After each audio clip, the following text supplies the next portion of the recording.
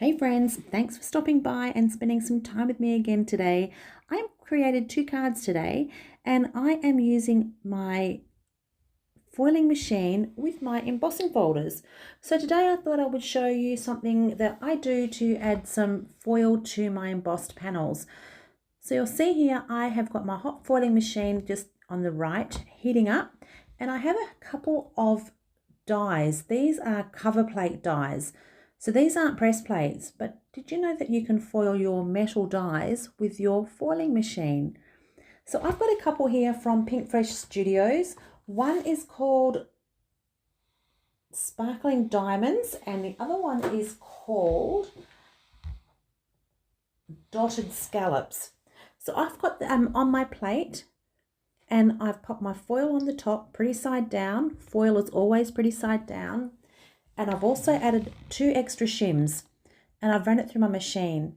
Now, I don't want it to pierce. I just want to have the print of the foil. And you can see there, it is a little hard to see, but I have some close-ups at the end of it. So that was the dotted scallops, that one was. And now I'm going to try this other one. This other one is probably a little bit easier to see. So this is just a really cool way again of stretching some of your craft supplies. So your metal dies are fantastic for using on your foil machine. So again, I've got a couple of extra cardboard shims. Again, I don't want pressure. I just want enough to transfer the design with the foil onto my cardstock. And check this one out. This is pretty. Again, like I said, it is a little hard to see on the video, but hopefully at the end in the close-ups, you'll be able to see a bit better. So I wasn't quite sure which panel I was going to do. I did end up using both of them, but I just did one on camera for you to see, and I colored the other one off screen, and there is a photo of it at the end of the video for you. But I'm just cutting down both of them now so that they fit my card base. I did cut a little bit extra off. So these are now cut down to 4 inches by 5 1/4. And I'm using my favorite Whimsy motif embossing folder from Altenew. So just positioning my foiled pieces in the embossing folder. So this is going to give my panel some pretty glitter. So you can see it in the background, but it's also on those florals as well. It's just a really cool little way of adding some extra interest to your embossed panels.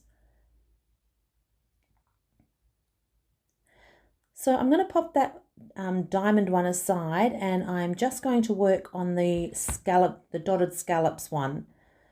So this one has the coordinating stencils to color those images. I did cut out a lot of the stenciling because I figured you didn't want to sit and watch me stencil all afternoon.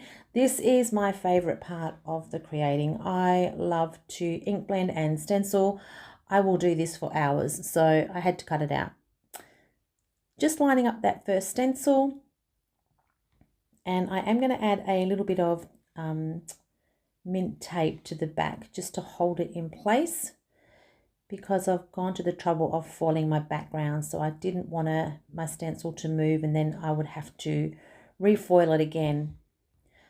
I'm also using my oxide inks today. So I've got fossilized amber and spiced marmalade, and I'm just coming in with a light color of the fossilized amber. I'm not completely covering the image, and I'm trying to start at the base of the petals with most of the color and blend it out. So this is a 4-piece layering stencil. So I'm just going to build that depth a little bit at the base of the petals. And this is essentially what I do for each layer. So I'm going in with the fossilized amber, and now I'm coming over the top with the spiced marmalade. So that's the first layer done. And you can see here I have skipped a little bit, and I'm now onto the leaves. So with the leaves, I did start off with the bundled sage, but that needed re-inking. So I switched out to crushed olive. And I actually think that was a better colour choice as well. It had a little bit more yellow. It was more of a yellowy green, which I quite liked. So yellow and orange are not generally colours that I ever use. If you've been around here a little while on my channel, you'll know that I am a pink girl. Generally, everything is pink. So way out of my comfort zone today with the whole yellow thing. But it's nice to try something different. Just adding a little bit of Lucky Clover over the top, just to add a little bit of extra interest. And then what I'm doing is I'm coming in with a little bit of brushed corduroy just at the very base of that floral there. And I used a really fine brush, and then just to blend it out, I've gone back to that #1 stencil, and I'm just adding a little bit more of the fossilized amber just to blend it a little bit, and again with the spice marmalade.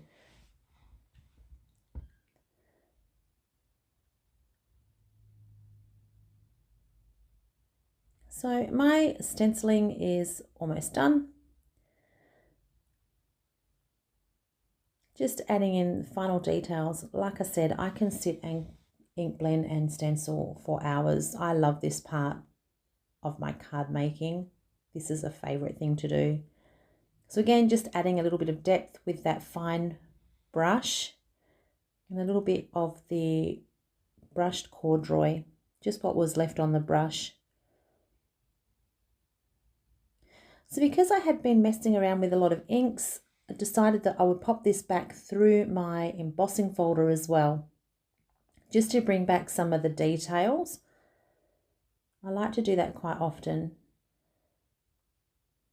So running it back through my machine. And I'm going to pop that on some a coloured card base. Now, I don't generally use coloured card bases at all. This one is from the Concord and Ninth. It is Buttercup. And again, something a little bit different. Normally, I would just stick this on a white card base, and quite often I would actually just cut the coloured cardstock to fit the white card base.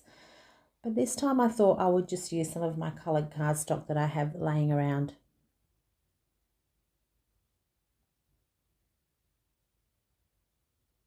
So I've got my double-sided tape on, adding it to my card base. The end of it was just a little too long. I obviously went wonky with my measurements, as I always do, so I'm just trimming it off so that it's got a nice even border. I've got my sentiments already stamped and ready to go. Just a very simple thinking of you, and I thought the pop of black went really well up against the gold. I've got my little mounting foam strips. I could have die cut this out a couple of times and stacked it up that way, but I just used my strips this time. I'm going to kind of pop that in the middle, but off to the right hand side.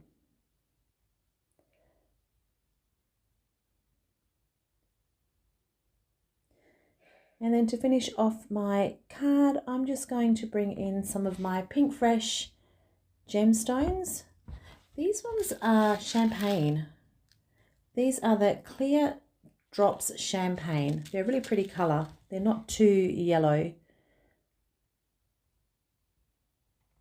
So I did finish the other card off screen. I coloured it. I did everything the same. I used the same colours. I will leave a couple of photos at the end so that you can get some close-ups of the foiling, because it looks really pretty. You can see peaks of the foil through the embossed part as well. So another way of adding some interest to your embossing folders. So I am just finishing off now with these little embellishments. And then I decided that I would give it a bit of white splatter. Again, not something I do all the time on these kind of clean and simple cards, but I thought, let's give it a go. So I'm covering up my sentiment there so that I don't get splatter on my sentiment. And I'm just using the Dina Wakley Gloss Spray. I'm just going to give it a few little taps over my card. And that's my card done for today. So if you enjoyed this video, I would love for you to click the like button, consider subscribing, share with a friend. Thank you so much for your beautiful comments. They are most appreciated. And here's a couple of close-ups for you. Until next time, have a wonderful day and I'll talk to you soon. Bye for now.